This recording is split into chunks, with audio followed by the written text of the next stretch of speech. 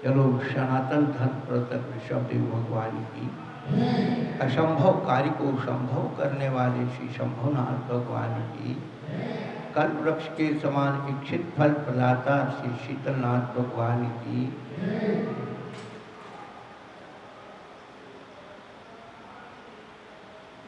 पंचनाम धारक श्री महावीर भगवान की, गौमेश्वर बाहुली भगवान की, कल्पवतेश भगवान की, ज्ञानियों के ज्ञान में तू, ध्यानियों के ध्यान में तू, संगीतों के तान में तू आन के विराजी है, सुगतों की बुद्धि में तू, शिव जी की रिद्धि में तू, ब्रह्मा जी के ब्रह्म में तू ज्ञान हो विराजी है, विष्णु किसान में तू, राम हनुमान में तू, भिन्न भिन्न मत के तू मति में विराजी है, वैशेषिक सांख्य चार वाक मत जैनियों के अमित मति मान बन के विराजी है। जुर्दासांगमयी जुर्वाणी माता की, कुंद कुंदाचार्य भगवान की, बेशी सदी के प्रथमाचार्य चार्य चक्रवर्ती आचार्य श्री शांत सागर जी महाराज की, तटरी पट्टाधी आचार्य श्रवण गुरुवर्ती धर्म सागर जी महाराज की, मम शिक्षा ज्ञान शिरोमणि आचार्य कर्ती सागर जी महाराज की, किन कमलाव कुरमराज की,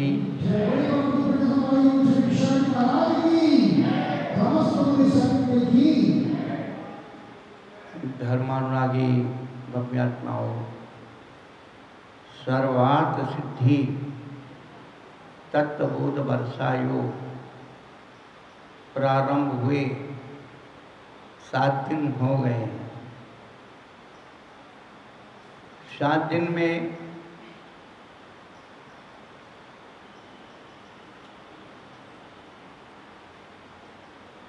जो भी कार्यक्रम हुए बड़े मांगलिक उत्सव के साथ वर्षा योग का उद्घाटन हुआ। सर्वार्थ सिद्धि जो सभी प्रकार के अर्थ यानी प्रयोजनों को सिद्ध करने वाले,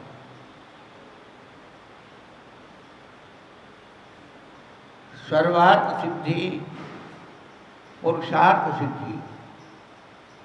सर्वार्थ सिद्धि का मतलब है चारों प्रकार के पुरुषार्थ में ही सब प्रकार की सिद्धि छिपी हुई,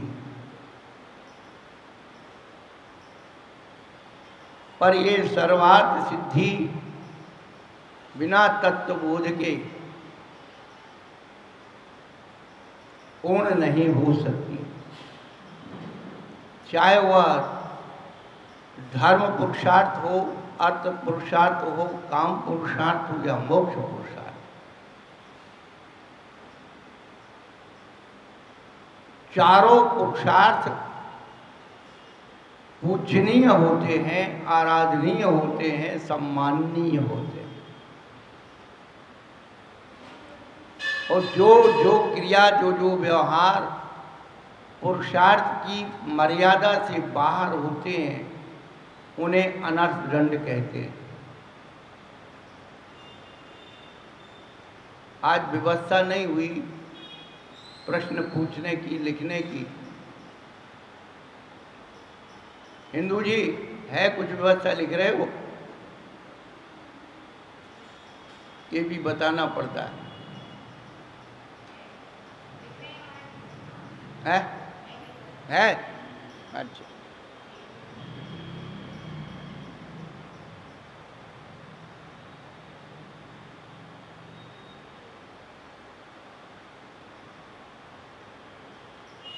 पुरुषार्थ, पुरुष कहते हैं आत्मा को, पुरुष कहते हैं व्यक्ति को। पुरुष जो है पुल्लिंग का वाची है,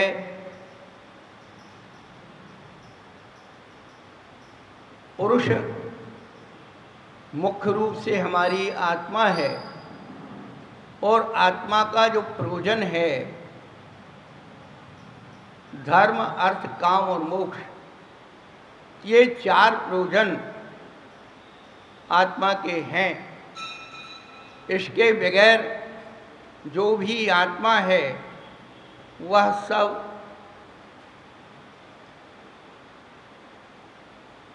शून्य के बराबर है।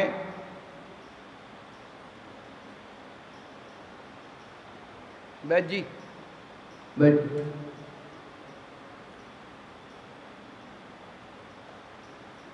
जो कुछ आत्मा का प्रयोजन है, हम क्या चाहते हैं?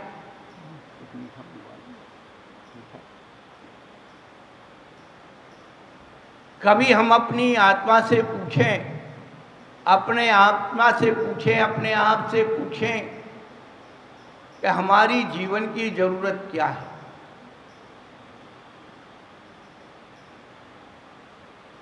यदि प्रकृति से देखा जाए तो श्वास फ्री में मिल रही है जीवन जीने के लिए।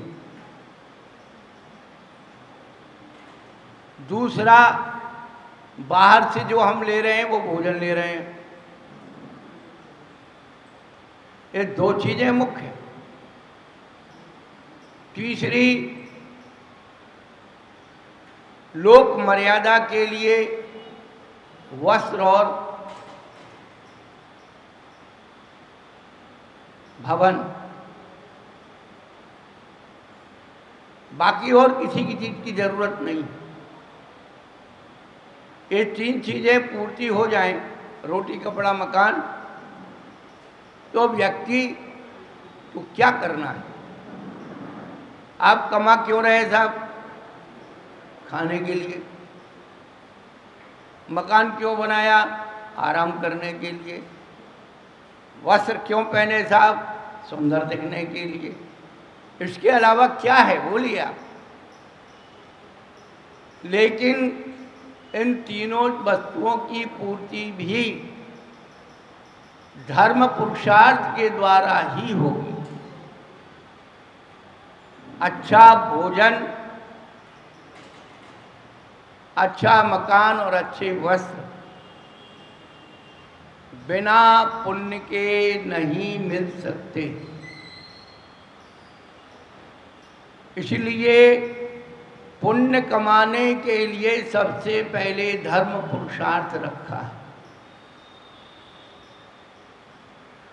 3 अनुयोग पुण्य को धर्म कहते हैं।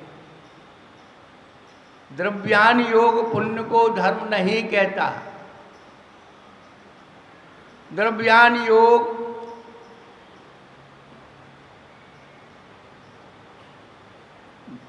आत्मा की उपलब्धि में बाधक है।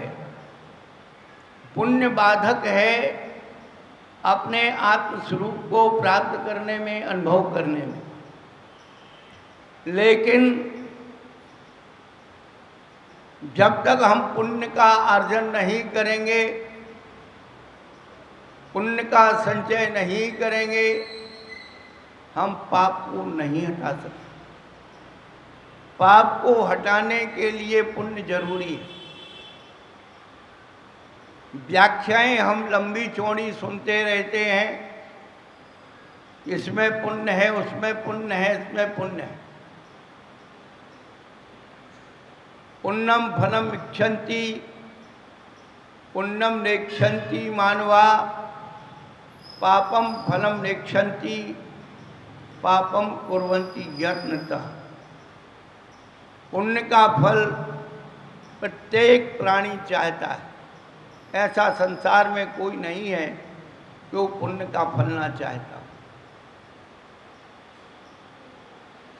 लेकिन पुण्य कार्य नहीं करना चाहता है, उसमें प्रमाद करता है, अपना अहंकार अधिकार दिखाता है। यत्किंचित पुण्य कर भी लिया, वह पुण्य सारा निदान बंद के द्वारा स्वाहा कर देता है।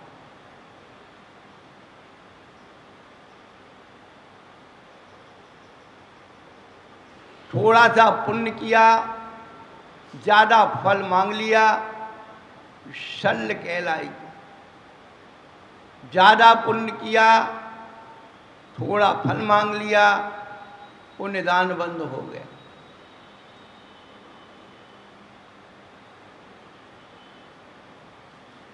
दो बच्चे वैयावृत्ति कर रहे थे, सच्ची घटना है। बच्चे तो बहुत थे, एक ऊपर चंपी मालिश कर रहा था, दूसरा नीचे पैर दबा रहा था। थे 5-5, 6-6 साल के बच्चे। नीचे वाला बच्चा बोलता है, महाराज जी आज आप क्या दोगे?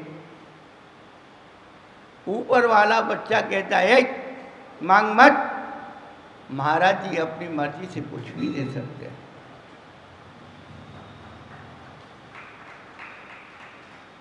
हम उस ईश्वर प्रभु परमात्मा से मांगने की जो भावनाएं हैं, निरंतर भावना करें, प्रभु संसार के पास सब कुछ है, संसार में सब कुछ है, परंतु जो सबके पास है हमें वो नहीं, जो आपके पास है वो हमें चाहिए। एक बालक भगवान के सामने प्रार्थना कर रहा था, प्रभु तू मुझे वह वस्तु दे जिसको मुझे मांगना नहीं आता। बच्चा क्या मांग सकता है? खिलौने मांगेगा, मिठाई मांगेगा, कपड़े मांगेगा और पैसे मांगेगा।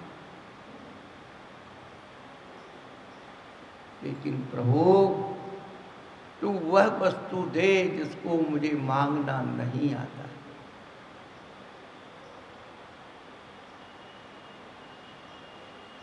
चारों पुरुषार्थ में सबसे पहले धर्म पुरुषार्थ की अनुभूति कीजिए।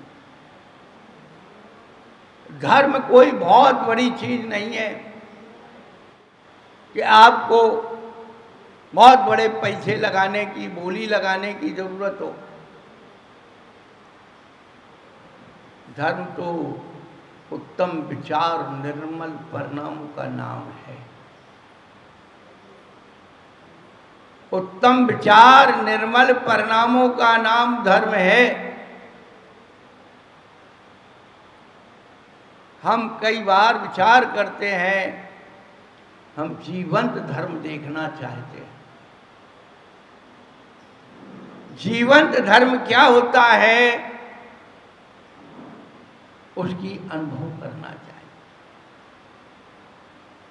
हम जे मुर्दा धर्म को ढो रहे हैं,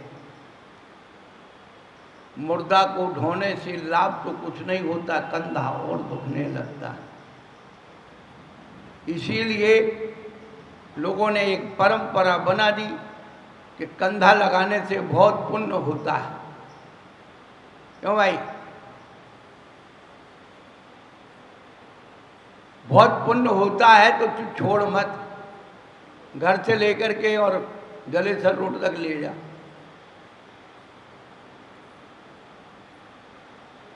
वो तो चाहता है कि 10 कदम चले और दूसरा आए कि भैया मुझे दे दे।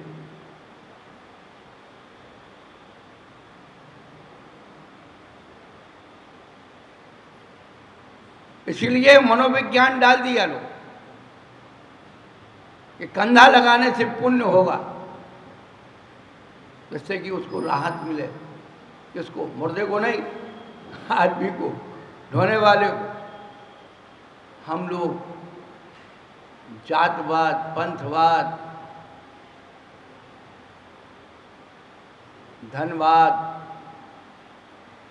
ये सबके मुर्दे की कंधे लगा रहे हैं। ये मुर्दा है, मुर्दा, इनका कोई महत्व नहीं है। इनको कंधों पे रख करके हम सोच रहे हमने बहुत बड़ा काम कर लिया है, अपनी जाति की रक्षा करेंगे, अपने पंथ की रक्षा करेंगे, अपने संत की रक्षा करेंगे। ये पंथवाद, ग्रंथवाद, संतवाद, ये सब मुर्दा मुर्दा, अचेतन। जीवंत धर्म कहाँ हो सकता है? परम पूज्य आचार्य विद्यानंद जी महाराज दिल्ली में रहे। वैदेशिक लोग वहाँ आते थे, चर्चाएं करते थे, अपनी शंकाओं का समाधान करते थे और चले जाते। एक अंग्रेज लोग उनके पास आए, चर्चा हुई। जब वो जाने लगे तो उन्होंने एक पुस्तक दी। उन्होंने पूछा ये क्या है? बोले धर्म की पुस्तक है। वैदेशिक लोग बड़े जिज्ञासु होते। उन्होंने कहा प्रभु धर्म क्या है, आप इसको समझाइए।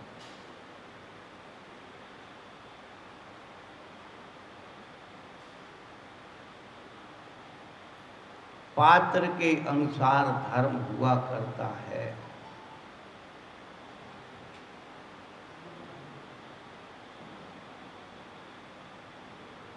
आचार्य श्री ने कहा अभी आप यहां से जा रहे हो, बाहर निकले और एक व्यक्ति आपको टक्कर लगा के चला गया, आप गिर गए, आपको चोट लग गई, आप क्या अनुभव करेंगे? उस व्यक्ति के प्रति बहुत बुरा किया उसने। हम सही रास्ते से चल रहे थे, वो टक्कर लगा के। पीछे से दूसरा व्यक्ति आ रहा था, उसने आपको उठाया, अरे भाई आपको लग गई, उसने बहुत गलत किया, आपको लग गई, चलो आपको हम अस्पताल ले चलते हैं, मलहम पट्टी कराएंगे, आप कैसा अनुभव करेंगे? अच्छा अनुभव। इन घटनाओं में ही धर्म और अधर्म छिपा हुआ है। कर्तव्यमेव धर्म, कर्तव्य ही धर्म है। आपको हम कितनी अच्छी महावीर की कहानी सुना दें, राम की, कृष्ण की, हनुमान की कहानी सुना दें, वो सुनाने का अब समय नहीं। हमारे व्यक्तित्व में, हमारी क्रियाओं में, हमारे व्यवहार में, हमारे घरों में, हमारे व्यापार में, हमारे व्यवहार में जो विकृतियां आ गई हैं, उन विकृतियों को सुधारना ही हमारा धर्म। हमारा आपसी प्रेम विश्वास टूट गया, उसको पुनः जागृत करना ही धर्म है। धर्म इस मंदिर में नहीं है, धर्म अमृत सागर के पास नहीं है, धर्म कोई ऐसे स्थान पे नहीं है।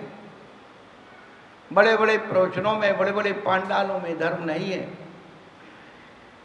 व्यक्ति सुनता तो है, भीड़ हो जाती है, लेकिन स्वयं के व्यक्तित्व में परिवर्तन कितना आता है?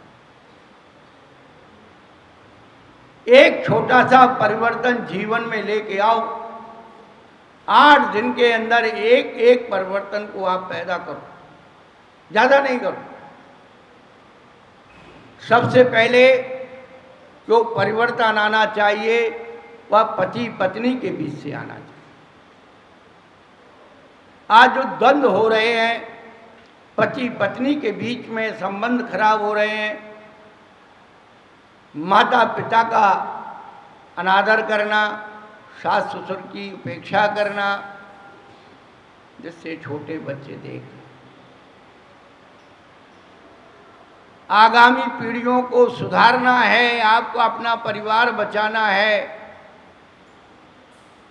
आप अपनी रिश्तेदारी बचानी, आप पुनः उन्हीं संस्कारों में आ जाइए।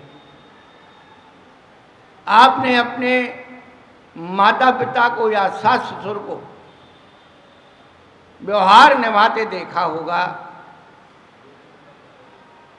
अपने परिवार के प्रति, अपने रिश्तेदारों के प्रति और अपनी समाज के प्रति, अपने धर्म के प्रति उसको याद करिए। उसके संस्कार के बीच, अपने बच्चों के, नाती पोतों के बीच में इस बात की चर्चा करिए। पर चर्चा करने का समय नहीं है। व्हाट्सएप,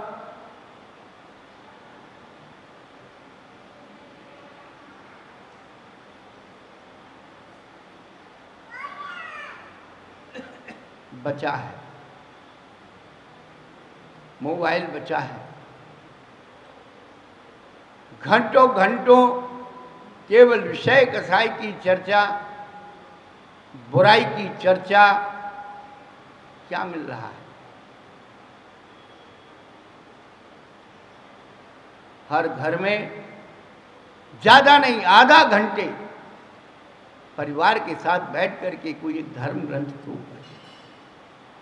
धर्म ग्रंथ ना बाँचो तो अपने बुजुर्गों की त्याग और समर्पण की कहानियां सुनाइए कि हमारे बुजुर्गों ने कितना श्रम किया है, घर को बनाने में, दुकान को बनाने में, पढ़ाई करने में कितना श्रम किया है कि वो आज यहाँ बैठे।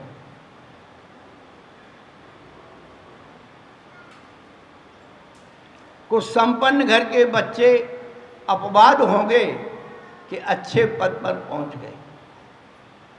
अधिकतम उच्च पद पर प्राप्त करने वाले वो मध्यम और निम्न क्लास के लोग।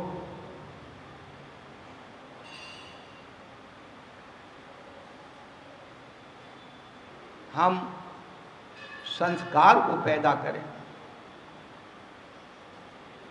जैनत्व को पैदा करें, यही तो तत्व है। तत्वबोध जिसमें त्वा प्रत्यय लग जाता है वो तत्व बन जाता है। मनुष्यत्व, अपनत्व, ये अनुभूति करना ही तत्वबोध है। केवल कागज में लिख देना नहीं।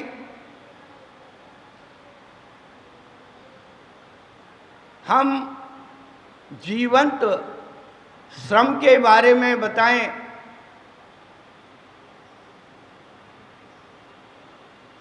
आगे आने वाले समयों में आप सोच रहे हमारे बच्चे सर्विस कर करके बहुत बड़ा कुछ कर लेंगे। सर्विस करने वाले बच्चे, कुर्सी पर बैठने वाले बच्चे फिर व्यापार नहीं कर पाते। आप कितना भी पढ़ लीजिए, कितनी बड़ी डिग्री प्राप्त कर लीजिए, यदि आपके जीवन में व्यवहारिकता नहीं है तो आपकी डिग्री और आपके सिद्धांत जीरो के बराबर है, कुछ मिलने वाला नहीं है। जब भी आपत्ति विपत्ति संघर्ष जीवन से करना होगा, आपके व्यवहार ही आपके जीवन में काम आए।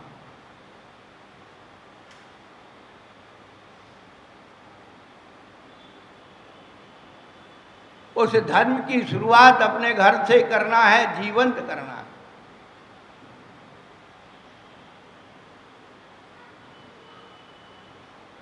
सबसे पहले हमारा जो विश्वास खो गया है,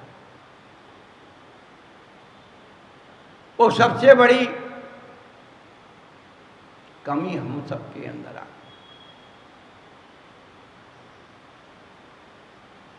कृष्ण और सुदामा का जीवन मित्रता का है।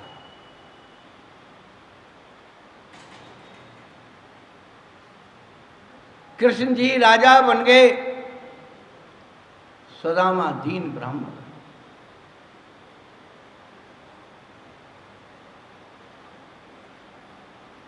फले ने फलमादिशेत।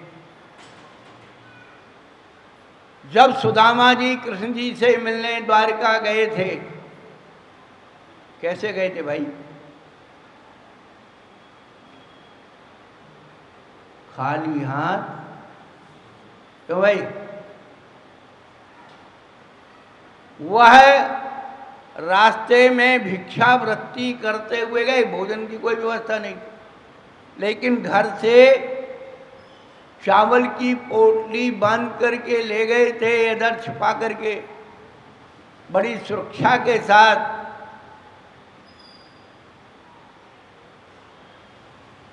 जब राजमहल के द्वार पर पहुंचे, उसके वस्त्रों को देख करके दरबानों ने भगा दिया। अरे तू दरिद्र, बता रहा है मैं भगवान का, राजा महाराजा का मित्र हूं, चल भाग। ऐसे मित्र बहुत आते हैं।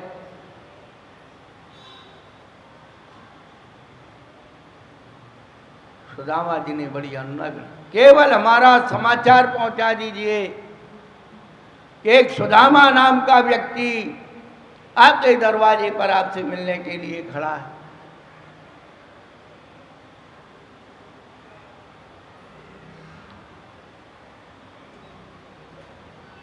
देखिए आप,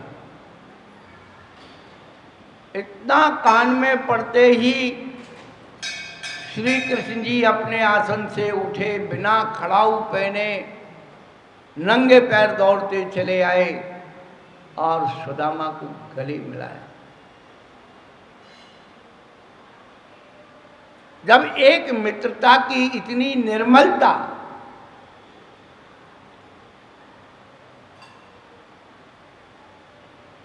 आज हमारी मित्रता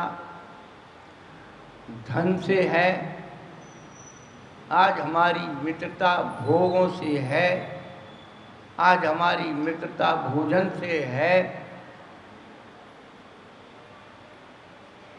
भावनाओं की मित्रता खत्म।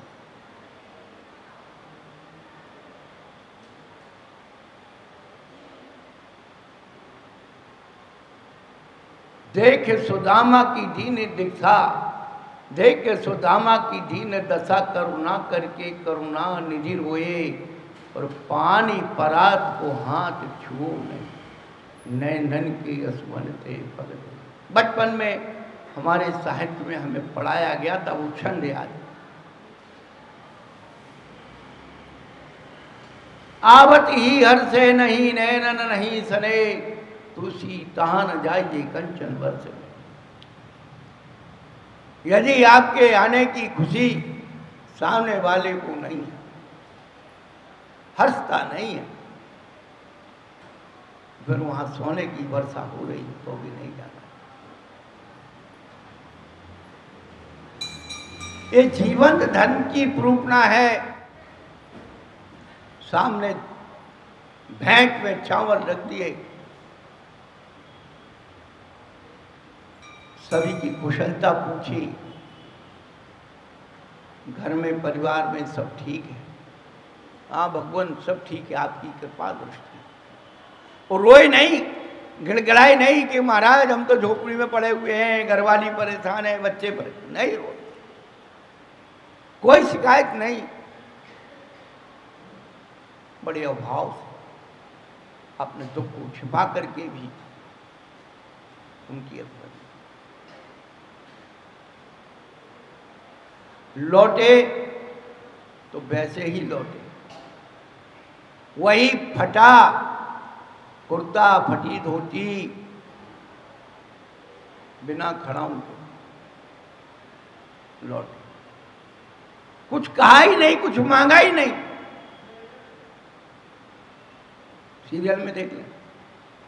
लेकिन जब घर के दरवाजे पर आए, घर भी पहचान में नहीं आया, पत्नी भी पहचान में नहीं, क्योंकि उन्होंने कुछ मांगा नहीं। आप भगवान से मांगना छोड़ दीजिए। यदि वास्तव में तुम चाहते हो कुछ, तो मांगना छोड़ दीजिए। केवल रोज उनके चरणों में नमन करना शुरू कर दीजिए। याचे सुर कर चिंत चिंता रहन, विन याचे विन चिंते, धर्म सकल सुनते।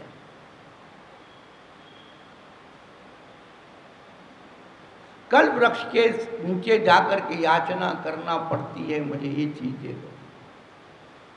चिंतामणि रत्न हाथ में रख करके चिंता करना पड़ती है कि मुझे ये चीज चाहिए। लेकिन धर्म चिंतामणि रत्न और कल्पवृक्ष से भी ऊपर। विनयाचे विन चिंते धर्म सकल सुख दे। धर्म सब कुछ देने वाला है, लेने वाला चाहिए। अपनी पात्रता बनाइए। बिना पात्रता के यदि पद मिल जाता है तो उसका दुरुपयोग होता है।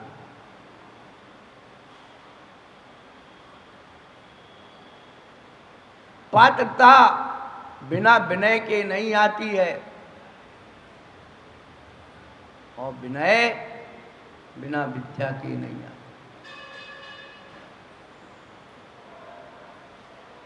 विनय बिना विद्या नहीं, विद्या बिना नहीं ज्ञान, और ज्ञान बिना सुख ना मिले, यह निश्चय कर जान। क्या है हमारे पास सुख का साधन? केवल जो भी हमने जोड़े हैं ना, ये सब दुख के साधन जोड़े।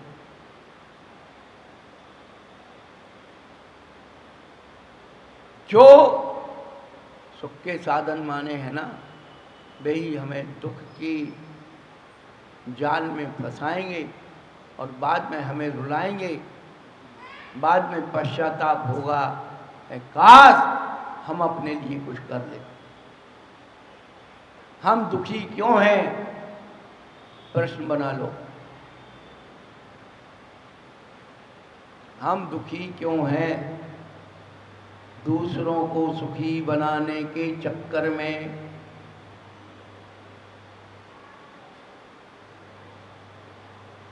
पत्नी दुखी है, हमारा आदमी सुखी रहे। पति दुखी है, औरत सुखी रहे। पति पत्नी दुखी हैं, बच्चे सुखी रहे। दूसरों को सुखी बनाने के चक्कर में हम दुख उठा रहे हैं। थोड़ा उनके भाग पर भी छोड़ दो। यत् किंचित हम यदि दूसरों के लिए कुछ कर भी रहे हैं तो कर्ता बुद्धि से मत करना, सुखी रहोगे। कर्तव्य बुद्धि से करना, और ये मान लेना कि इनके पुण्य के हम नौकर हैं, इनके पुण्य में ताकत है इसलिए हमसे करा रहे। और कोई हमारे लिए कर रहा है तो भी समझ लेना कहीं पुण्य का हिसाब है, इसलिए हो रहा है। जिस दिन पुण्य छीन हो जाएगा बेटा, मक्खी उड़ाने वाला भी कोई नहीं रहेगा। इसलिए कहते हैं पुण्यशाली की सेवा शक्तिशाली करते हैं।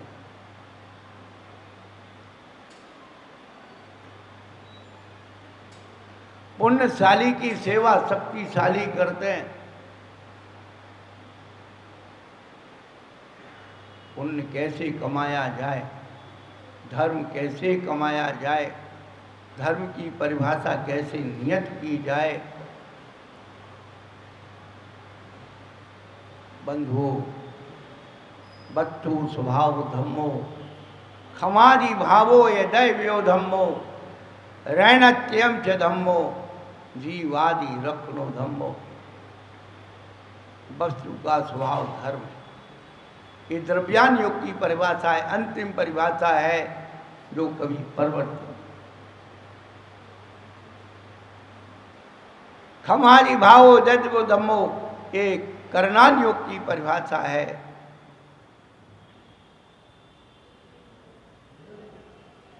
वो वाला माइक ला दो।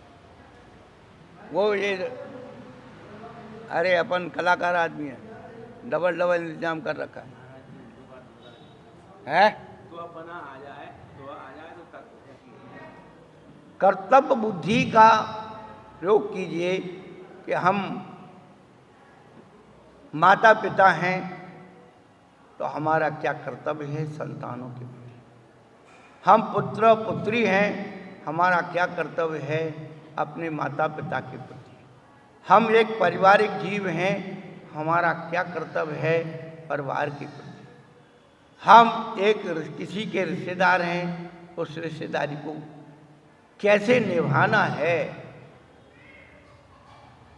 पर ये संस्कार यदि हम लोगों ने पैदा कर लिए, हमारा धर्म, हमारा परिवार, हमारी संस्कृति, हमारा समाज सब कुछ जीवित हो जाए। अन्यथा सभी धर्म के लोग, प्राय करके हिंदू समाज के साधु संत सन्यासी, जैन धर्म के श्वेतांबर दिगंबर सभी संत कह रहे भैया तीसरी पीढ़ी आप अपनी नहीं देख पाओगे। जोड़ लो, किन के लिए जोड़ रहे हो यार? ये धर्म दीवानों को बचा करके, मूर्तियों को बचा करके हम सोच रहे हैं बहुत बड़ी धर्म की रक्षा कर लें। हम शुरू से कह रहे हैं कि बेटा अपने घर में रोटी और बेटी की, क्या रोटी और बेटी की शुद्धि है तो सब शुद्धि है, और रोटी और बेटी बिगड़ गई, तुम कितनी भी शुद्ध आमना लेके घूमते रहना, चौराहे पर उसका सब फजीता हो जाएगा। आप कभी धर्म के काम नहीं आ सकते, आपकी वो ऊर्जा, आपकी शक्ति काम ही नहीं करेगी।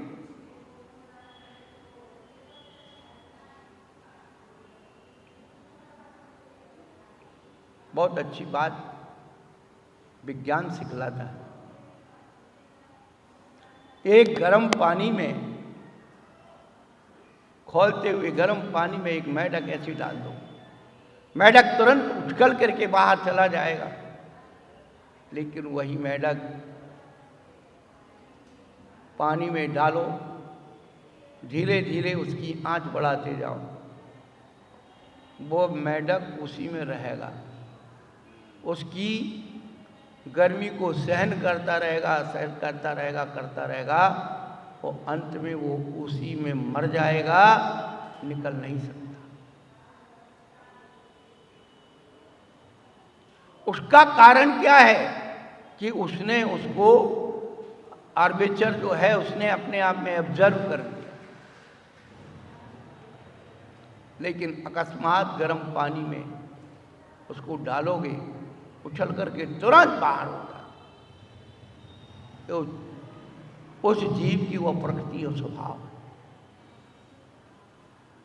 रणत्यम च दम्भो रत्नत्रय धर्म है, शरणानियों की अपेक्षा जीवादि रखनो धम्मो, जीवादि की रक्षा करना ये प्रथमान योग का धर्म है। आज प्रथमान योग का धर्म मर गया।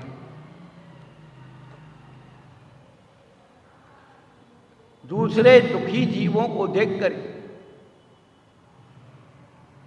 हम अपनी दया कहाँ बना रहे हैं? जहाँ हमें माला पहनाने के लिए लोग तैयार हों, वहाँ हमारी दया है।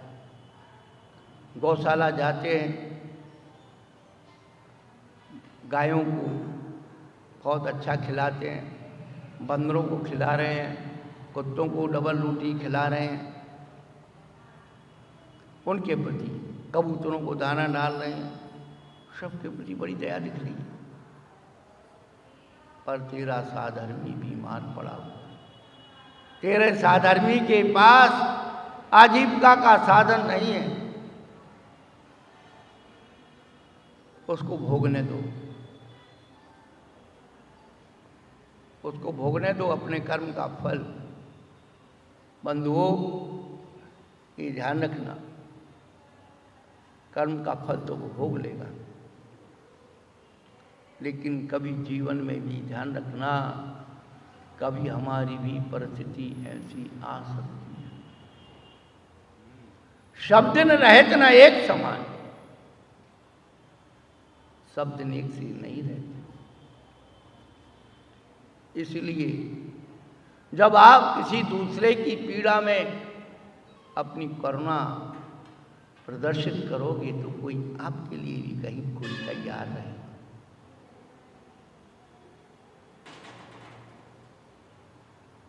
हमारा प्रथमान योग का धर्म मर गया, हम द्रव्यानियों के धर्म को ढो रहे हैं। आध्यात्मिकवादी बन गए, तत्वज्ञानी बन गए, कुछ नहीं। चरणान योग में भी हम ख्याति लाभ पूजा के लिए दान देना शुरू कर दिए, मान सम्मान के लिए। ये नहीं,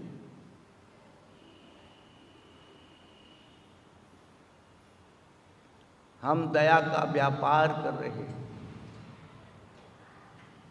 बंधुओं, व्यापार में दया नहीं होती है और दया में व्यापार नहीं होता।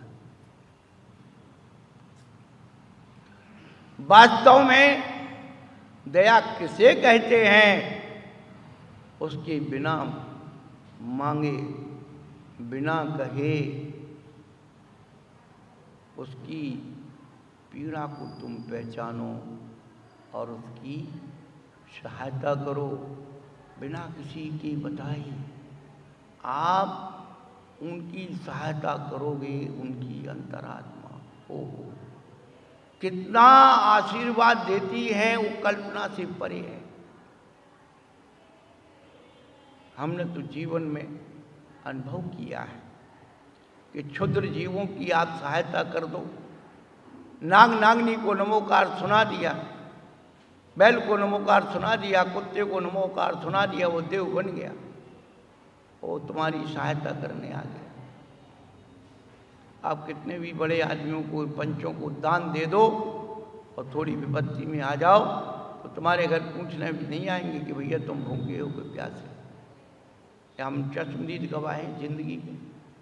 ऐसे ऐसे लोग आते हैं, महाराज हमने बहुत दान दिया, बहुत कुछ किया, आज हमारे लिए कोई नहीं है, हम सबके लिए मरते रहे, आज हमारे लिए कोई पूछने वाला नहीं, क्योंकि तूने दिया नहीं था, तूने अपना अहंकार प्रदर्शित किया था। यदि तूने वास्तव में दिया होता तो कहीं ना कहीं कोई ना कोई दरवाजा तेरे जीवन में खुल गया होता। आपत्ति विपत्ति सबके जीवन में आएगी, ध्यान रखना, चाहे वो साधु संत सन्यासी हो या ग्रस्त जीव, कर्म के उदय को सबको भोगना हो।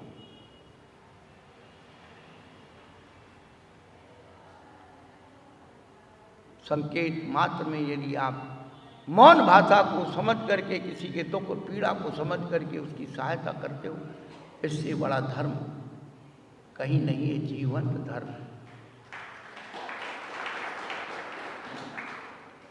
हमारे जीवन में हमें मालूम है कि सुबह से शाम तक कैसे कैसे व्यक्ति आते हैं, चार चार आंसू रोते हैं, महाराज सब कुछ बर्बाद हो गया, अब क्या करें, हम क्या कर सकते भाई।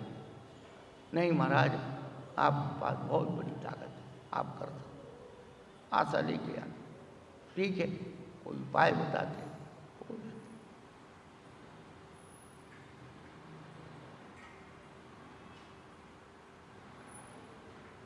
2003 में डूंगरपुर में चातुर्मास था, जंगल के लिए 1 किलोमीटर करीब जाते थे। एक दिन नज़र पड़ी एक गधे के ऊपर, उसकी टांग टूटी हुई थी, हड्डी निकली हुई थी टांग में से बाहर। मैं कहा अरे जीव को देखो कितनी पीड़ा है, कुछ हो सकता है साथ में चलने वाले बच्चों से। उनका महाराज जी एक जैन साहब डॉक्टर हैं, पशुओं के, वो आते हैं, हम ज़्यादा किसी से परिचय पूछते भी नहीं हैं।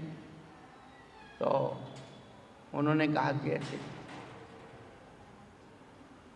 वो डॉक्टर साहब आए, हमने कहा भाई ऐसे ऐसे वो गधा है बेचारा, उसकी हड्डी टूट गई है, कुछ हो सकता है। मैं महाराज जी आप किसी तरह से उसको अस्पताल तक पहुंचा दीजिए, वहाँ हम उपचार कर देंगे। हमारे साथ एक भैया जी रहते थे, उनको कहा भैया इसको पहले तो गले में थोड़ी रस्सी बांध लो और एक घास का पूला पीछे कैरियर में फंसा लेना, और धीरे धीरे धीरे धीरे वो अस्पताल तक पहुँचा। वहाँ पहुँचाने के बाद उसका उन्होंने ऑपरेशन कर दिया, उस पर प्लास्टर चढ़ा दिया। मैदान था अंदर, वहीं घास खाता रहा। 1 महीने बाद तो उसका प्लास्टर निकाल दिया गया, वो चलने योग्य हो गया। बंधुओं, जिस स्थान पर हम रहते थे उस स्थान पर आकर के वो खड़ा हो गया। वो क्या कर सकता है, बेजुबान जानवर क्या?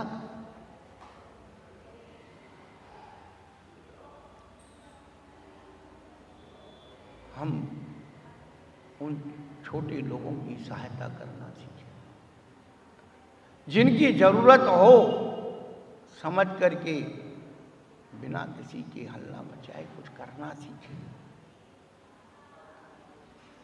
आज जो कुछ ये अतिशय दिख रहा है, इस स्थान का भी कोई ना कोई शक्तियां यहाँ विद्यमान है। हर कार्य अपने आप निर्विघ्न हो जाता है, कोई ना कोई शक्तियां तो है, और वो वही शक्तियां हैं आज बता रहे हैं। एक पति पत्नी यहाँ जब तक महाराज का आहार नहीं हो जाता, 92 से 93 तक वहीं बैठे रहते थे लाठी लेके। महाराज आप चिंता मत करो, हमारे 5 बेटे हैं और चिंता करने की जरूरत नहीं। बंधु, आज भी उनकी अंतरात्मा यहाँ विद्यमान है। इसलिए कोई भी कार्य होता है चमत्कार हो जाता है। बाधाएं दिखती हैं, कैसे होगा क्या होगा, लेकिन होता है।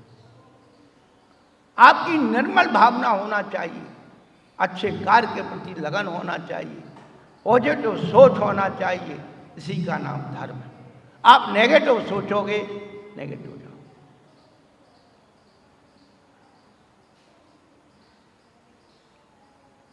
हम जीवंत धर्म की बात कर रहे हैं।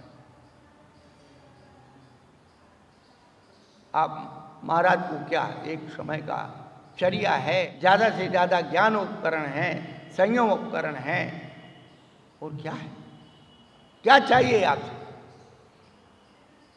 लेकिन आप लोगों ने, केवल आप लोगों ने अपनी ख्याति पूजा लाभ के लिए साधु को बर्बाद किया। हमारे गुरु महाराज कहते थे, ग्रस्त जो है साधुओं को पैसे दे दे करके बिगाड़ रहा है। जिन लोगों की धारणा है वो निकाल देना। समय आपको बहुत ऊंची चीज बताएगा। पूज्य हमारे प्रसन्न सागर जी महाराज दिल्ली में वर्षा योग कर रहे हैं, और उन्होंने कह दिया कि आप जितने भी बना रहे हो, जो भी बना रहे हो, जो भी इकट्ठा कर रहे हो, दूसरी पीढ़ी में आपको कुछ नहीं मिलेगा। आप धर्म के नाम पर कितने भी फंड बना लो, धर्म के नाम पर कितने ही बड़े बड़े जो है मंदिर बना लो, ये बना लो, वो बना लो, सब पर दूसरों का आधिपत्य होगा, तुम बाहर बैठे हो। और आज भी वही हो रहा। समाज के जो प्रमुख लोग हैं, जो व्यसनी हैं, इन्हें धर्म की एक भी सीढ़ी नहीं मालूम है। ये धर्म के मुखिया बन रहे हैं, समाज के मुखिया बन रहे हैं।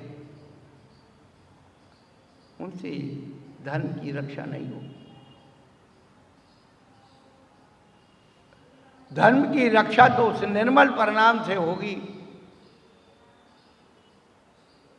जीवंत धर्म कमाना सीखिए।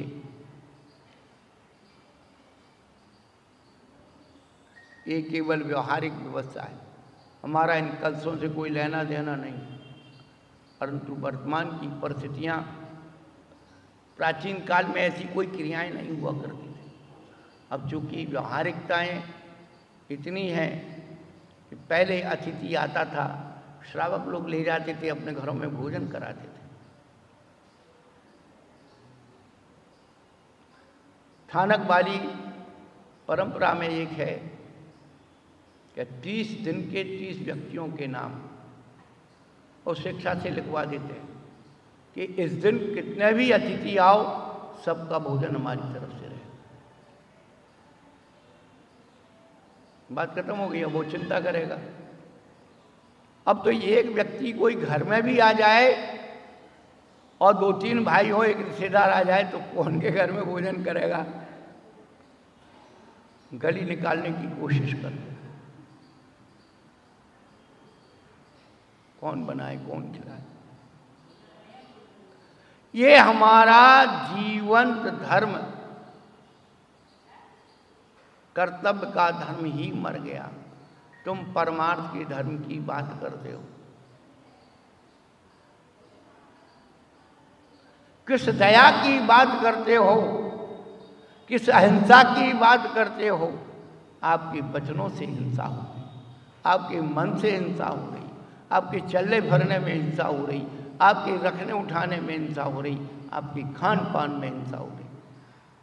इन 5 की शुद्धि कीजिए, उसके बाद अहिंसा की बात कीजिए। वांग मनोभूतिर्यादान निक्षेपण सवित्याह लोकितपान भोजनानि। असली अहिंसा की बात यहाँ। बाकी तो आप कह रहे अरे इतना ये हो गया, ये सड़ गया, ये जीव लग गए, ये फलाना हो गया, ये फलाना हो गया, इतने जीव मर रहे हैं इस पूजा में, ये हो रहा है वो हो रहा है। इससे आपका कोई, आप अपने जीवन भगवान के धर्म की पूजा को देखिए। आप अपने पहले परिणाम को देखिए, परिणामों का संशोधन कीजिए। निर्मल विचार ही, विशुद्ध विचार ही धर्म की परिभाषा में आते। नर पशु, गुरु पशु, भेद पशु। कबीरदास जी ने कहा नर पशु, गुरु पशु, भेद पशु, तिरिया पशु संसार। कहे कबीर वह पशु नहीं, जाके विमल विचार। विमल विचार ही हमारी आत्मा के अंदर धर्म को पैदा करने वाले हैं। हम धर्म को व्यापार ना बनाएं और व्यापार को धर्म ना बनाएं। व्यापार माने व्यापार। घोड़ा घास से यारी करेगा तो खाएगा क्या? वो व्यापार है। लेकिन आप किसी की जरूरत को समझते हैं कि वास्तव में दुखी है, तो आप उसको बिना कुछ कहे, बिना कुछ पूछे उसकी सहायता करना सीख जाइए। इससे बड़ा कोई धर्म नहीं। आपके घर में ये नहीं कहता हूँ कि नौकर को बहुत बड़ी वो कर दो, इस क्षुद्र जीव क्षुद्रता से ही प्रसन्न हो जाए। ये नहीं कहता हूँ कि नौकर को अपने साथ रोटी बना कर खिलाओ, गाड़ी में बिठाल के घुमाओ, उसको कुछ नहीं। परंतु 2-3 बातें ऐसी पूछ लो, घर में सब ठीक है, दवाई की ज़रूरत है, इलाज की ज़रूरत है, कोई भी अच्छा काम हो रहा ले जा। वही व्यक्ति आपके जीवन में काम आने वाला है। और नहीं भी आए तो एक समझ लेना कि हमारा द्रव्य है, या तो हमें उसी कर्जा देना तो चुक गया, या हमारा वह पुण्य रूप परिवर्तित होकर के पुनः जब हमें ज़रूरत पड़ेगी तो वो पुण्य जरूर प्रकट हो जाएगा। बंधुओं, ये सर्वार्थ सिद्धि वर्षा तत्वबोध वर्षायु। हमें तत्व का बोध करना है। तत्व यानी भाव, और जिसमें त्वा प्रत्यय लग जाए और भाववची बन जाता है, तो हम अपनी चेतना में धर्म को ढूंढें। मंदिर में, बोली में, पूजा में, फलाने में, ढिमके में ये धर्म नहीं है, इस कलश में धर्म नहीं है। धर्म अपने निर्मल विचारों में है। आप यदि कोई कार्य कर रहे हैं और कोई ऐसा व्यक्ति लगता है, नया व्यक्ति आता है, हम हमेशा कहते हैं चाहे आहार हो, चाहे पूजन अभिषेक हो, कोई नया व्यक्ति आता है, बहुत दिन बाद आता है, तो उसको टंट मत कसो, उसे प्रोत्साहन दो। भैया आप आए, अच्छा हुआ, चलो आप पहले करो, आहार दो, आप पहले अभिषेक करो, आप पहले पूजन करो, उसकी व्यवस्था बना के दो। आप देखेंगे उसकी निर्मल आत्मा कितना आपके अंदर पुण्य की आवृत्ति उसके अंदर भी होगी, और आपने अच्छा काम किया उससे भी आपको पुण्य की आवृत्ति होगी। तो अपना सर्वार्थ सिद्धि तत्वबोध वर्षा योग प्रारंभ हो गया है। आगे की व्यवस्थाएं आप सब संभालिए।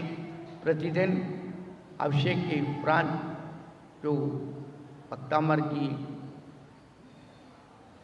मंत्र विधान और हवन होता है, उसके उपरांत अभी हमारे भैया लोग हैं, इसलिए महाबंद आदि की और दबला उसकी कुछ वाचना चल रही है जी महाराज के सानिध्य से, वह भी कर रहे हैं 1 घंटे का। और उसके बाद हम लोग अपना उसी सर्वार्थ सिद्धि का हिंदी अनुवाद पढ़ रहे हैं।